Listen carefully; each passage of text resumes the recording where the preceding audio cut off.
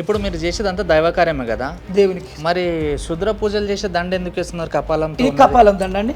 Okay అండి, అది కపాలము దండ అనే సింబలు.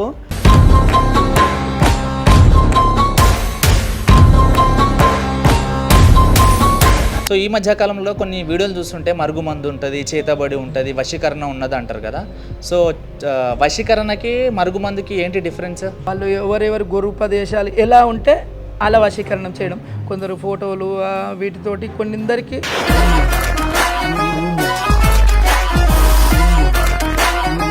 సో మీరు ఏదైనా ప్రోగ్రామ్కి మీరు ఇలా వెళ్ళినప్పుడు మీరు మాంత్రికులేమో శుద్ర పూజలు చేస్తారేమో అని ఇట్లా ఎవరైనా అడిగిరా వచ్చి? అడగడం అంటే ఇప్పుడు మనం చూసినప్పుడు మనం ఆకారము ఇవన్నీ చూసి వాళ్ళు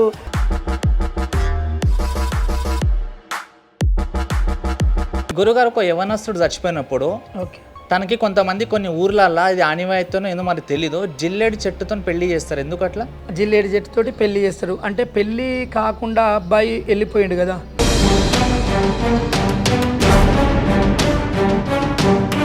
ఈ మధ్య కాలంలో కొంతమంది వశీకరణని కొంచెం వేరేలాగా యూజ్ చేస్తున్నారు. ఒక అమ్మాయి కోసం ఒక అబ్బాయి కోసమే వాడుతున్నారు కదా. సో పూర్వంలో వశీకరణ అనేది దేని గురించి వాడుతుండే అసలు? మనం నచ్చిన వాళ్ళు వశపరచుకోవడం అనేది.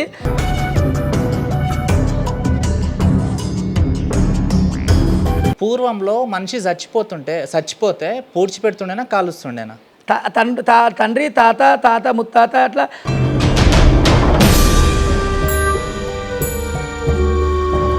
సో మీరు ఎలాగో ఒగ్గు పాటలు పాడతారు కాబట్టి మనం ఒక మంచి పాటతో స్టార్ట్ చేద్దాం గురించి.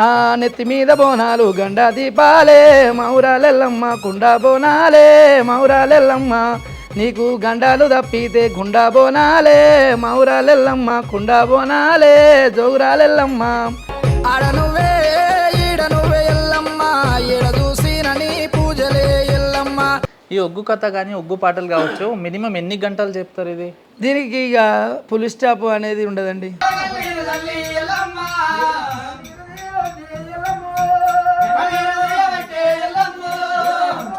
ఇప్పుడు కొంతమంది ఒగ్గు కథలు చెప్పేటోళ్ళు అబ్బాయిలు కూడా మీసాలు తీసేసి గడ్డలు తీసేసి చీరలు కట్టుకొని చెప్తారు కదా. అవునండి. సో ఎందుకు అట్లా?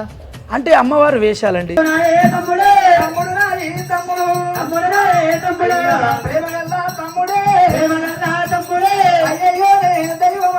హాయ్ హలో నమస్తే, వెల్కమ్ టు మై షో. నేను మీ యాంకర్ తేజని. ఈరోజు మనతో పాటు నందస్వామి గారు ఉన్నారు. ఇన్స్టాగ్రామ్లో అన్ని టిప్స్ చెప్తుంటారు కదా కొన్ని హెల్త్కి సంబంధించి.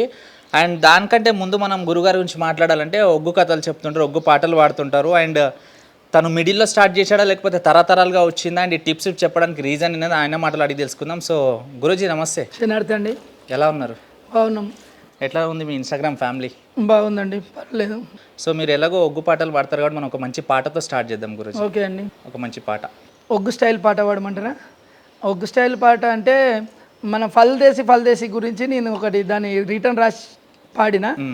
ఎల్లమ్మ ఎల్లమ్మ నీ పూజకై నిన్నే కోరినా తల్లి, నిన్నే తలసినా తల్లివి నీవే, దైవం నీవే, ఎల్లమ్మో ఎల్లమ్మో హండదండ నీవేనమ్మ ఎల్లమ్మ లా లా లా లా లా లా లా లా లా లా.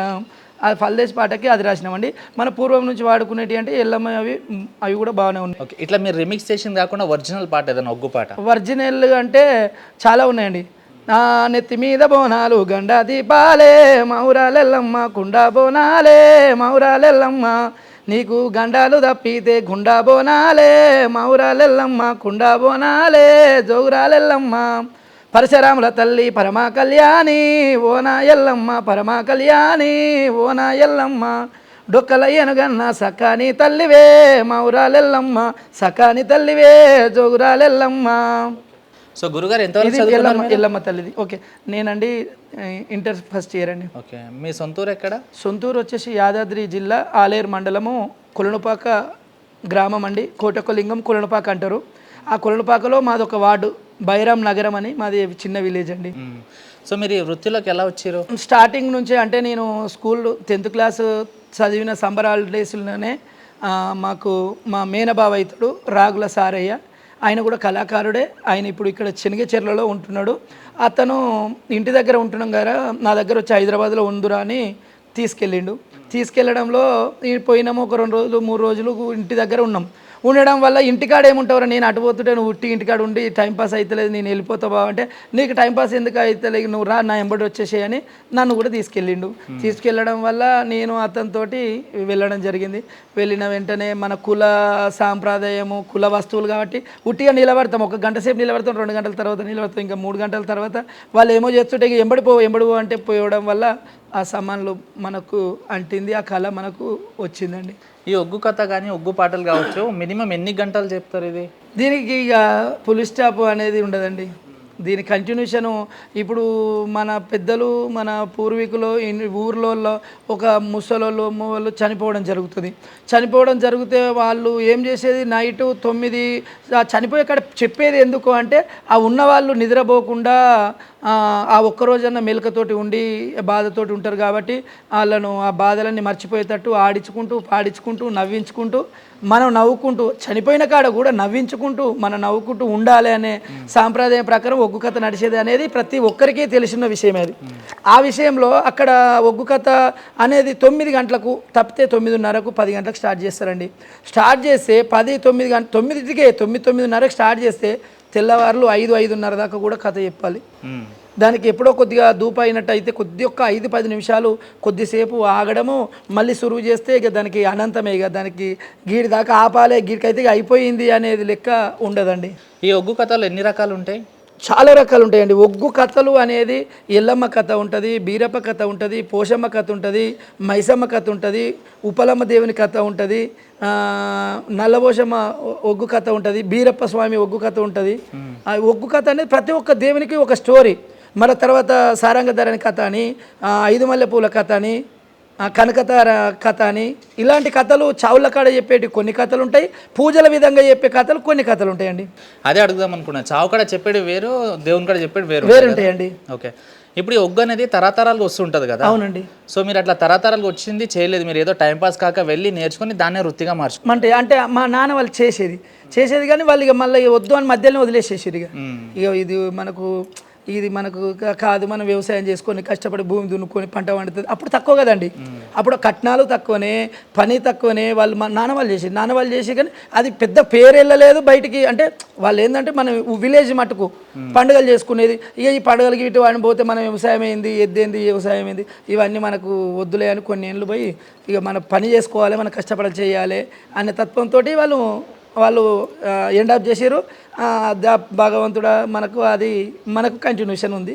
ఇప్పుడు కొంతమంది ఒగ్గు కథలు చెప్పేటోళ్ళు అబ్బాయిలు కూడా మీసాలు తీసేసి గడ్డలు తీసేసి చీరలు కట్టుకొని చెప్తారు కదా? అవునండి. సో ఎందుకు అట్లా అంటే అమ్మవారు వేషాలండి. అంటే వాళ్ళు వేషధారణ. ఇప్పుడు ఎల్లమ్మ కథ, ఎల్లమ్మ పండుగ అవుతుందండి. ఎల్లమ్మ పండుగ అయితే ఎల్లమ్మ కథ చెప్తున్నాం. 2 మగవాళ్ళు ఉండి ఎల్లమ్మని ఎవరిని అంటాము? వేషాలు కట్టుకొని ఖచ్చితంగా చెయ్యాలి అంటే ఆ విషయంలో నేను కొన్ని సంవత్సరాలు కట్టిన, నా యూట్యూబ్లో కొడితే కూడా వచ్చేసి. కానీ అక్కడ అమ్మాయి అనేది తేడా అమ్మవారిలాగా కనిపించాలంటే అక్కడ అమ్మాయిని పెట్టవచ్చు కదా, అబ్బాయిని అవన్నీ తీసి. అమ్మాయి పాడలేదు కదండి, వృత్తి ఇది చదువు కాదా, ఇది ఒక బుక్ ఇస్తే చదువుకుంటే చేసేది పని కాదా? ఇది ఏంటిది, పురాతనం నుంచి ఆనవాయితీగా వచ్చేది ఒగ్గు కథ. పంచదేవత పరమ కళ్యాణి, శివునికి చిన్న బిడ్డ శివని ఎల్లి మాత గౌతున కోడలు గంభీర్య ఆలుతులు శాభవాని ఏమంటా ఉన్నాయే అని నేను అంట. అమ్మవారు ఎల్లమ్మ గాదేవి ఎల్లమ్మనే అమ్మా నేను అంట. ఆమె అనగలుగుతుందా? చెప్పలేదు. ఆమెకు రాసిచ్చిన 10 సార్లు డైలాగ్ రాసిచ్చిన ఆమె పలకలేదు కదా. అంటే ఆ పాత్రకు జీవనము, ఆ పాత్రకు బలము, గట్టితనము రావాలి అంటే ఆ ఆడవ ఏషములను అమ్మవారు అనుకొని ఎల్లమ్మ పండుగకి ఏషము కడితే, మా కుల వాయితీగా కూడా మా బీరప్ప పండుగలలో ఏషం కడితే, ఏషాలు మా ఇంట్లో కట్టాలి, మా ఇంట్లోనే ఏషం కట్టాలని పంచాయలు కొట్టుకున్న రోజులు ఉన్నాయండి. ఆ ఏషాలు మా ఇంట్లో కట్టాలి, అక్కమంకాలమ్మ ఏషం కట్టాలి, ఆడేశం అంటే మా ఇంటికాడ ఉండాలని కులంలో పంచాయలు పెట్టుకున్న రోజులు ఉన్నాయి, కొన్ని పండుగల కాడ కొట్టుకున్న రోజులు ఉన్నాయి. కానీ ఈ మధ్యకాలంలో కొంతమంది అడుక్కోవడానికి అబ్బాయిలు అమ్మాయిలాగా షేప్ చేసుకొని చేస్తున్నారు కదా. సో కొంతమంది తెలియని వాళ్ళు అరే వీళ్ళంతా ఒకటే కేటగిరీ ఏమో డబ్బుల కోసం ఇట్లా చేస్తున్నారు అనుకుంటారు కదా. అవునండి. సో అలాంటి మన విషయంలో ఎవరు అనుకోరండి. మన విషయంలో ఎందుకు అనుకోరంటే ఇప్పుడు ఉన్న కల్చర్లో, ఇప్పుడు ఉన్న విషయంలో ఆ ఒగ్గు వాళ్ళు ఎవరు, వాళ్ళకి అంటే వాళ్ళ వృత్తిపరంగా వాళ్ళని చిన్నతనం చేయడం మనకు అవసరం లేదు. వాళ్ళకు వాళ్ళ ఎవరి సెక్షన్ వాళ్ళకి ఉంటుంది. మన ఒగ్గు వాళ్ళను అట్లా అనుకోరు ఖచ్చితంగా అనుకోరు. అంటే ఇప్పుడు మన ఒగ్గు వాళ్ళు మీరు అనే ఆలోచన, ఒగ్గు వాళ్ళు కట్టే వేషాన్ని కంటే ఇప్పుడు ఆడవాళ్ళు వాళ్ళు అందంగా ఉంటున్నారు కదా అని, అది కాదు ఇక్కడ అందము గురించి దాని గురించి కాదు. ఇప్పుడు ఎల్లమ్మ కథ చెప్తున్నాం. ఎల్లమ్మకి ఎవరు ఉండాలి? పరశురామునికి ఒకరు ఉంటే అది తల్లి ఎల్లమ్మ, కొడుకు పరశురాముడు. లేదు ఇప్పుడు మల్లన్న, భ్రవరంబ, గొల్లకేతమ్మ, రత్నంగి వీళ్ళు భార్యలు. గొల్లకేతమ్మ, భ్రవరంబ, రత్నంగి వీళ్ళు భార్యలు. భార్య వేషం మీద ఉండాలి. కానీ ఇద్దరు మొగలు ఉండి ఇప్పుడు భార్య మాట్లాడుతుంది, భర్త ఇద్దరు వాదాలు ఉంటాయి. మేల్ ఫీమేల్ ఇద్దరికి భార్య భర్తలు, ఆడవాళ్ళది మగవాళ్ళ వాదం ఉంటుంది. ఆడవాళ్ళు వాదంలో ఉండి మొగోడు ఉండి ఆడవాళ్ళ వాదం కూడా ఇవ్వచ్చు కదా, వాళ్ళ పెద్ద వచ్చేది కాదు. కానీ చూసే ప్రదర్శన ఒక ఒగ్గు రంగము అంటే ఆడ ప్రదర్శన ఎంత గమ్మత్తుగా ఉండాలి అనేది ఆడవాళ్ళు, స్త్రీ అంటే ఈమె భార్యనే అన్నట్టు ఉండాలనే మంచి అక్కడ అందంగా ఎవరైతే ఉంటారో వాళ్ళని చూసి కట్టించుకొని ఈమె ఆడ స్త్రీకి ఆడపాత్ర, మగ స్త్రీకి మగ పాత్ర అని అట్లా చాలా ఉన్నాయి. నా యూట్యూబ్లో కూడా వందలాది ఉన్నాయండి వీడియోలు. నేను కూడా చాలా రోజులు కట్టినా. ఇప్పుడు ఒగ్గోలు అంటే వాళ్ళకంటూ సపరేట్ ఒక వేషధారణ ఉండాలా? అంటే ఇప్పుడు మీరు ఉన్నారు కదా ఇట్లా రుద్రాక్ష మాలలు వేసుకుని, ఎందుకు అట్లా? ఒగ్గు అనేది ఒక పూజారి అండి. ఒగ్గు పూజారి ఈ ఒగ్గు పూజారి అనేది పూజారి టైపే ఉండాలి కదండి. ఇప్పుడు నేను ఓ పాయింట్ వేసుకుంటా, షర్ట్ వేసుకుంటా, ఇవన్నీ వేసుకోకుండా పాయింట్ షర్ట్ వేసుకొని వెళ్ళిపోతా. నేను అందరి లెక్కన పాయింట్ షర్ట్ మీద ఉన్నా కదండి, నన్ను ఎవరు గౌరవిస్తారు? ఇప్పుడు నేను నార్మల్గా పూజ కాడికి వెళ్తే 100 మంది ఉంటారు. అందరూ పాయింట్ షర్ట్ ఖరీదైన బట్టలు వేసుకుంటారు, మంచి కాస్ట్లీది వైట్ అండ్ వైట్ వేసుకుంటారు. నేను వైట్ అండ్ వైట్ వేసుకొని పూజ కాడికి వెళ్ళిపోతాను. నేను చేస్తాను ఆ పని. కానీ ఆయన గంతే, నేను గంతే కదా. మరి ఆ బట్టలు ఆయన పూజారి ఎట్లా అంటాం? ఆయన పూజారి ఏ రకంగా అంటాం? పూజారి అని ఎలాగంటాము? నేను ఒక నా పూజ విధానంగా నేను ఒక పూజారి టైపు ఇంత పంచ కట్టుకొని ఇంత అంగి తొడుక్కొని పోతే బాగుంటుంది కదా. అట్లనే పూజారి. ఒకటి ఒగ్గో కథలు చెప్పేటోళ్ళకి ఓన్లీ కథలు పాటల వరకే వచ్చాయి, ఇంకా ప్రత్యేక శక్తులు ఏమైనా ఉంటాయి వీళ్ళకి? అంటే మన తల్లి ఇప్పుడు మనకు గురూపదేశం ఇచ్చే వాళ్ళని బట్టి ఉంటాయండి. కొందరికి మనము ఇప్పుడు ఒక ఊరికి పండగకని వెళ్తున్నామండి. వెళ్ళినప్పుడు వాడు మనకి ఏదన్నా చెడు ప్రయోగం ఎలాంటి చేసినప్పుడు మనం అప్పుడు ఇబ్బందుల పాలవుతాం కదా. అందు గురించి మనకు మన బార్డర్ వరకు వచ్చే వరకు మనం ఎక్కడ ఉండాలి, ఎట్లా ఉండాలి, సమాజంలో పోతే ఎలా తిరగాలి అనేది ఆయుధముతోటే ఉంటుందండి. దాంట్లో ఇంతవరకు అలాంటి రియాక్షన్ కూడా ఎక్కడ పెద్ద బీరప్ప పండుగలు అంటే వారంలో 7 రోజులు 8 రోజుల నుంచి చేసింది ఉంటుంది. వారం రోజులు చేసిన బీరప్ప పండుగలో కూడా ఎంత చెడు వాళ్ళు ఉండని మంచి వాళ్ళు ఉండదు. మనకి ఇంతవరకు మాత్రం ఇట్లాంటి డోకాలు అనేది తలగడము అట్లా ఏముండదు. ఒకసారి నేను ఇదే ఇప్పుడు పాయింట్ తీసుకొని వచ్చారు కాబట్టి నేను చెప్తా. కట్టువోతుల బందారం అని ఉందండి సిద్దిపేట దగ్గర. కట్టువోతుల బందారం అంటే ఈ పేర్లోనే ఉంది కదా, మాంత్రిక తత్వము. కట్టువోతుల బందారం అంటే నేను ఆడవేషం కట్టడానికి పోతే ఒక ముసలమ్మ వచ్చింది, నువ్వు ఏం చేస్తున్నావు బిడ్డ అంటే, నేను ఆడవేషం కడుతున్నాను. నువ్వు చక్కగా ఇంటికి పోవిగా, నీకు పని కథమే బిడ్డ, మీరు ఎందరు అన్నదమ్ములంటే నేను ఒక్కనన్ను. నువ్వు ఒక్కని అయితే నువ్వు ఇంటికి పోవిగా, నువ్వు విడిచే అని ఏడుస్తుంది. అంటే ఏడుస్తుంది ఆమె, బాధపడుతుంది. ఇది ఊరు మంచిది కాదు బిడ్డ, మంచి కళ్ళు ఉండయి, అది వద్దు అన్నది. అంటే నేను ఆ భగవంతుని నమ్ముకొని ఆ బండారు బొట్టు పెట్టుకొని మా గురువుల దగ్గరతో మొక్కి నేను సెలవు తీసుకొని బయటికి వెళ్ళినాం. మరి మేము ప్రయోగాలు మాకు ఏం తలగలేదు, మేము లేదు. మా 7 రోజుల పండుగలు చేసినాం, సంబూరంగా సంతోషంగా చేసుకున్నాం, అన్నీ చేసుకొని సంతోషంగా వెళ్ళొచ్చినాం. మళ్ళీసారి పండుగ అయింది, మళ్ళీసారి 3 సార్లు అయింది ఇప్పుడు నా ఆయంలో. అంటే 24 గంటలు మీరు పండుగలు ఉన్నప్పుడు దేవుని ధ్యానంలోనే ఉంటారు కదా. అవునండి. సో స్పెషల్గా అమ్మవారు రావడం కానీ, ఏమైనా మీకు మంచి చెడులు చెప్పడం కానీ, మీరు జాతకాలు చెప్తే శక్తులు కానీ ఇలాంటివి ఏమైనా ప్రసాదిస్తారా? ఉంటాయండి. మీకుందా అలాంటి శక్తి? అంటే ఉంటాయి. మన పెద్దలు ఒక గురువుకు తెలిసిన విద్య శిష్యునికి చెప్పగలుగుతాడు. అలాంటి గురువులలో మనకు మంచి గురువు ఉన్నప్పుడు మనకు అన్నీ చెప్పగలుగుతాడండి. చెప్తే మనకు తెలిసిపోతుంది. చెప్పలేదనుకో, ఏదైనా సాధన చేసేటప్పుడు నేను ఒకరి దగ్గర నేను పని నేర్చుకున్నా, ఆయనకు తెలిస్తే నాకు చెప్తాడు, తెలియకపోతే చెప్పలేడు కదా. ఖచ్చితంగా చెప్తే మనకు ఖచ్చితంగా ఉంటుంది. ప్రతి ఒక్కటి ఏంటంటే మనం ఏడికి పోతే ఎంత అందులో ఉండాలి, ఎంత అద్దు దాటినాక మనము దాన్ని ఏం చేసుకోవాలి అనే లెక్కలు అవన్నీ ఖచ్చితంగా ఉంటాయండి. సమాజానికి సంబంధించింది ప్రతి ఒక్కటి మనకు ఉంటుంది. సో మీకంటూ గురువుగారు ఉన్నారు ఎవరన్నా? ఉన్నారు, మా రాగుల సారయ్య అని మా బావనే. అంటే మీకు ఊహ తెలిసిన తర్వాత గురువుని మీరు నన్ను మొత్తం ఈ ఫీల్డ్కి దింపిన ఆయనే గురువు ఆయనే. ఓకే. సో మీకు ఎవరైనా శిష్యులు ఉన్నారా? నాకు శిష్యులు చాలా మంది ఉన్నారు. చాలా అంటే నేను ఇప్పుడు నేను నేర్చుకున్నాండి. నా దగ్గర నేర్చుకున్న తర్వాత వచ్చిన వాళ్ళు నేర్చుకుంటూనే ఉన్నారు, వెళ్ళిపోతున్నవారు, నేర్చుకుంటూనే ఉన్నారు, వెళ్ళిపోతున్నవారు. స్థిరంగా ఉన్న వాళ్ళు ఒకరిద్దరు మా మొదట్లో నుంచి 7 సంవత్సరాలు 8 సంవత్సరాల నుంచి కూడా నేర్చుకొని మన దగ్గర ఉన్న వాళ్ళు చాలా మంది ఉన్నారు. ఇంకోటి గురుగారు, ఇప్పుడు మీ గురించి తెలిసిన వాళ్ళకి ఖచ్చితంగా తెలుసు, మీరు ఒగ్గు కథలు చెప్తారు, ఒగ్గు పాటలు పాడతారు, దేవుని సేవలో ఉంటారని చెప్పేసి.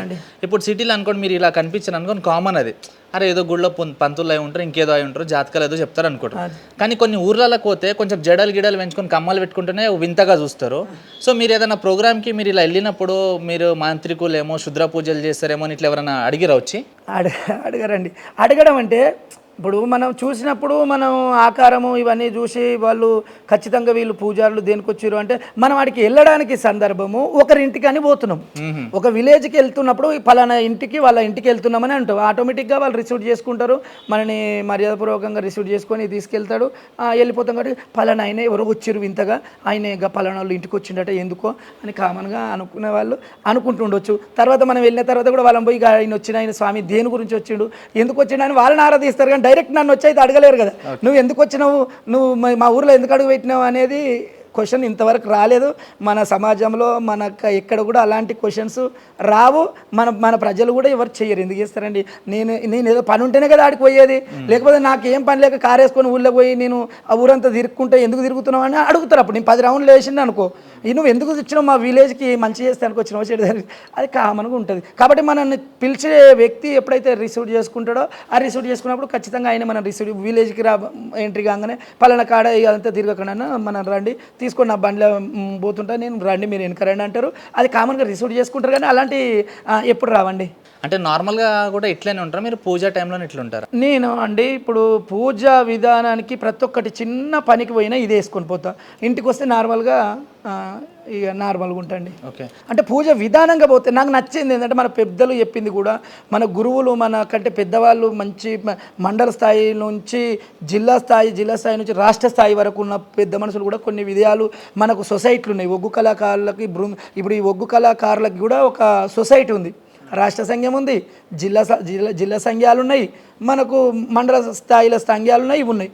మేము మేడ్చల్ జిల్లాకు కూడా నేను ప్రధాన కార్యదర్శిని ఒగ్గు పూజల దాంట్లో. ఇప్పుడు మీరు చేసేదంతా దైవకార్యమే కదా దేవునికి. మరి శుద్ర పూజలు చేసే దండ ఎందుకు వేస్తున్నారు? కపాలం. ఈ కపాలం దండ అండి. ఓకే అండి, అది కపాలం దండ అనే సింబల్ ఇది కాళికామాతకు సంబంధించింది. కాళికామాతకు సంబంధించిన భక్తుడు శూద్ర పూజలు చేస్తేనే మొక్కాలనే రూల్స్ అయితే ఉండవండి నా మటుకు. అంటే నేను అనుకుంటాం శూద్ర పూజలు చేసే వాళ్ళే కపాలం దండ వేయాలి, కపాలం దండ వేసి శూద్ర పూజలు చేసే వాళ్ళే చెయ్యాలి, లేకపోతే చెయ్యొద్దు అనే విషయము ఏమి ఉండదు. మనకు మంచితనంగా కూడా అంటే మన కాళికామాతను నేను ఒక దైవంగా మొక్తా కాబట్టి ఆ తల్లిది కూడా దైవము, ఆ తల్లి కరుణ కటాక్ష నా మీద కూడా ఉండాలని నేను కూడా ఇది ధరించుకుంటాండి. మీరు పండుగలు చేసేటప్పుడు అమ్మవారు వస్తుంటారా మీకు? అవునండి, వస్తారండి. అమ్మవారు వచ్చినప్పుడు తెలుస్తుంది అమ్మవారు వచ్చినట్టుగా మీకు? అమ్మవారు వచ్చినట్టు మనకి ఏం తెలియదండి. మనకు దేవుని భారతిచ్చి ఎప్పుడైతే మనం వాళ్ళు భారతిచ్చినప్పుడు మనం ఎప్పుడైతే భారతిస్తారో మనం ఆ భారతిచ్చినప్పుడు మేము ఇప్పుడు నేను ఒక దగ్గర పూజ చేస్తుంటండి. నేను పూజ చేస్తుంటే నాకు దేవుడు ఏం రాడు. అంటే దానికి ఒక లెక్క ఉంటుంది. లెక్క ఎప్పుడు ఉంటుంది అంటే నేను ఇప్పుడు పండుగ చేస్తున్నా గొల్ల కురుమల దాంట్లో కానీ దాంట్లో పండుగ చేస్తున్నప్పుడు మల్లికార్జున స్వామి అని ఉంటాడండి, ఎల్లమ్మ తమ్ముడు మల్లికార్జున స్వామికి పండుగ చేసినాక భాషంగం కట్టి లగ్గం చేసినాక అన్నీ చేసినాక చివరిలో మన గొల్ల కురుమల ఆనవాయితీ ప్రకారం పాలు పట్టించడం అంటారు. దేవునికి పాలు దాపిచ్చిన, మల్లన్న స్వామికి పాలు పట్టించిన అని మీకు కూడా తెలిసే ఉంటుందండి. ఆ మల్లన్న స్వామికి పాలు పట్టించిన అనే విషయము పాలు పట్టించడం అని అంటారు. అప్పుడు ఏం చేస్తామంటే మనకు ఆ దేవుడు గురు ఉపదేశం ఇచ్చిన మాటలు మనసులో నింపుకొని బండారు పట్టడి తీసుకొని నెక్స్ట్కి ధరించుకొని కుడికాలకు అందగిట్లు వేసుకొని అవన్నీ చేసుకొని మనం ఆ దేవిని గజ్జలాగా మొక్కి తొడుక్కొని మనము అప్పుడు ఇక నా ఎన్నుకున్న పిల్లలు కానీ మనకంటే పెద్దవాళ్ళు కానీ ఎవరైనా మనని భారతించడం జరుగుతుంది, మనం దేవుడు రప్పించడం జరుగుతుంది. అప్పుడు వచ్చినప్పుడు ఆ టైంలో ఏం చేస్తున్నామో చేస్తాం, కంప్లీట్ చేస్తాం, శాంతి అయిపోయి. ఓకే గురుగారు, ఒక యవనస్తుడు చచ్చిపోయినప్పుడు ఓకే తనకి కొంతమంది కొన్ని ఊర్లల్లో ఇది ఆనివాయితీనో ఏదో మరి తెలీదు, జిల్లేడు చెట్టుతో పెళ్లి చేస్తారు. ఎందుకు అట్లా? జిల్లేడు చెట్టుతోటి పెళ్లి చేస్తారు అంటే పెళ్లి కాకుండా అబ్బాయి వెళ్ళిపోయిండు కదా, మంచికి జిల్లేడు చెట్టే, చెడుకు జిల్లేడు చెట్టే అండి. చెడుకు జిల్లేడు చెట్టే, మంచికి జిల్లేడు చెట్టే. అంటే దాన్ని ఏ రకంగా చూసుకుంటే ఆ రకంగా మంచితనానికి యూజ్ చేసుకోవచ్చు, చెడు రకంగా యూజ్ చేసుకుంటారు. కాబట్టి దాని గురించి జిల్లెడు చెట్టు అనేది మనిషి పెళ్ళి కాని అబ్బాయి చనిపోయిండు, అరే పెళ్ళి లేకుండా ఎట్లా మనం దాన సంస్కారాలు చేస్తారు. కానీ జిల్లెడు చెట్టు కన్నా ఒక ఆనవాయితీ లెక్క పురాతన నుంచి వస్తుంది. దానికి భాషంగం కట్టి మనిషి పెళ్ళి ఎలా చేస్తారో అలా చేయడం జరుగుతుందండి. ఒక చచ్చిపోయిన మనిషి దయ్యం అవుతాడా? అంటే అది కొన్ని శాంతించకపోతే అయితే కావచ్చు అనే సెంటెన్సులు పూర్వం నుంచి చెప్పుకునే పెద్దలు అనే మాటలు. అయితే ఇట్లా వాళ్ళని హింసించి చంపడం లాంటిది అలాంటిది అయితే అవుతారు అనే సెంటెన్స్ అది వేరే ఉంటుందండి. అది గురుగారు, పూర్వంలో మనిషి చచ్చిపోతే పూడ్చిపెడుతుండేనా కాలుస్తుండేనా? అంటే ఎవరు ఆనవాయితీ ఉంటుంది దాంట్లో కూడా ఆనవాయితీ ఉంటుంది. కొందరికి బొందు ఉంటుంది, కొందరికి కాష్టం ఉంటుంది. కాష్టం అంటే కొందరు కాష్టం కాలేయాలి, వాళ్ళ ఆనవాయితీ స్టార్టింగ్ నుంచి తండ్రి తాత ముత్తాత అట్లా వాళ్ళ ఆనవాయితీ ఎట్లుంది ఫస్ట్ తెలుసుకుంటారు. వాళ్ళకి ఆటోమేటిక్ అర్థం. మనిషి చచ్చిపోతే ఎన్ని రకాలుగా బొంద పెడతారు మనిషిని? ఒకటే రకం. ఇప్పుడు కొంతమంది కాష్టం చేస్తారు, బొంద పెడతారు. కొంతమందికి కూర్చోబెడతారు, కొంతమందికి రివర్స్లో పడుకోబెడతారు. అంటే వేరే మనకు అలాంటి అంటే ఇది అదర్ కాస్ట్ వాళ్ళు ఎట్లుంటుందో తెలియదండి. మన తెలుగు సాంప్రదాయంలో మన తెలుగు దాంట్లో మాత్రం బొంద అనేది ఒకటే టైప్ పెడతారు, కాష్టం అనేది ఒకటే టైప్ చేస్తారు. నాకు తెలిసిన విషయం నేను చెప్తున్నా, తెలియని దానికి నేను ఏదో సర్ది చెప్పి అదంతా ఏమో కాదు. మనకు తెలిసిన విధంలో మన తెలుగు సాంప్రదాయ ప్రకారంగా మేము చూసినంత మట్టుకు మనది ఒకటే తిరిగి బొంద పెట్టడము, కాష్టం చేయడం అంతే. ఇవి రెండే సెంటెన్స్ ఉంటాయి, ఇక తెలియదండి. ఇప్పుడు మనము 5G జనరేషన్ ఉన్నాం కదా గురుజీ. ఓకే. సో ఈ మధ్య కాలంలో కొన్ని వీడియోలు చూస్తుంటే మరుగుమందు ఉంటుంది, చేతబడి ఉంటుంది, వశీకరణ ఉన్నది అంటారు కదా. సో వశీకరణకి మరుగుమందుకి ఏంటి డిఫరెన్స్? వశీకరణ అనేది అది కూడా టైపింగ్స్ ఉంటాయండి. వాళ్ళు ఎవరెవరు గురుపదేశాలు ఎలా ఉంటే అలా వశీకరణం చేయడం. కొందరు ఫోటోలు వీటితోటి కొన్నిందరికి వాళ్ళ గురుపదేశం ఎలా ఉంటే అలా ఫాలో కావడం అది ఒకటి. ఈ ఆనవాయితీగా మూలిక తంత్ర విధానంగా చూసుకుంటే మరుగుమందు అనేది తయారు చేసుకోవడం అదొకటి. ఈ మధ్య కాలంలో కొంతమంది వశీకరణని కొంచెం వేరేలాగా యూజ్ చేస్తున్నారు. ఒక అమ్మాయి కోసం ఒక అబ్బాయి కోసమే వాడుతున్నారు కదా. సో పూర్వంలో వశీకరణ అనేది దేని గురించి వాడుతుండే అసలు? అంటే వశీకరణ అనేది కూడా కొన్ని రకాల అంటే ఇంతే అండి. మనం నచ్చిన వాళ్ళు వశపరచుకోవడం అనేది ఇప్పుడు ఒక ఆవు ఉందండి, ఆవుకి లేగ పుట్టింది, లేగ చనిపోయింది అనుకో, పాలు ఇవ్వదు. లేగ పుట్టింది చనిపోయింది అనుకోకుండా, అప్పుడు పాలు ఇవ్వదు, అది ఎవరి దగ్గర రాని తంతది. దానికి ఒక చెట్టు లాంటిది ఆ విధంగా తీసి దానికి గిట్లనో కలిపి పెడితే మళ్ళీ 2 డేస్లో సెట్ అయిపోయింది అంతే. మన కళ్ళతో మన పెద్దలు చేసిన విధంగా అంటే అది ఎంతో కొంత ఉన్నట్టే కదండి, ఉన్నట్టే కదా. అదే విధంగా కొన్ని జరిపించుకుంటూ ఉంటారు. అంటే గురుపదేశాన్ని బట్టి మెయిన్ ఇక్కడ థింక్ ఏంటంటే గురువులు ఏ విధంగా చెప్పుతున్నారు, గురువులు ఏ రకంగా ఫాలో అవుతూ తెలిసిన విధం వీళ్ళకి తెలియజేస్తారు. తెలిసిన విధమే చెప్పడాన్ని, అది వేరు, తెలియంది కాదు. ఒక మనిషికి మరుగుమందు ఉంటే వీడికి మరుగుమందు ఉందని మనం ఎట్లా తెలుసుకోవాలి? అంటే దాని విధానాలు వేరే ఉంటాయండి. అంటే వాళ్ళకి ఇది కూడా సేమ్ అంతే. ఇక వాళ్ళకి సంబంధించిన విధాలు ఉంటాయి. కొందరు ఆకు పసరు తీసుకొచ్చి అరచేతిలో పెట్టి పోస్తే గడ్డ కట్టడము, లేకపోతే ఉట్టుకుంటే లేదనడం, ఇట్లా అలా సాంప్రదాయం. అంటే వాళ్ళ లోపల ఏమైనా లక్షణాలు కనిపిస్తుంటాయి? లక్షణాలు ఉంటాయండి.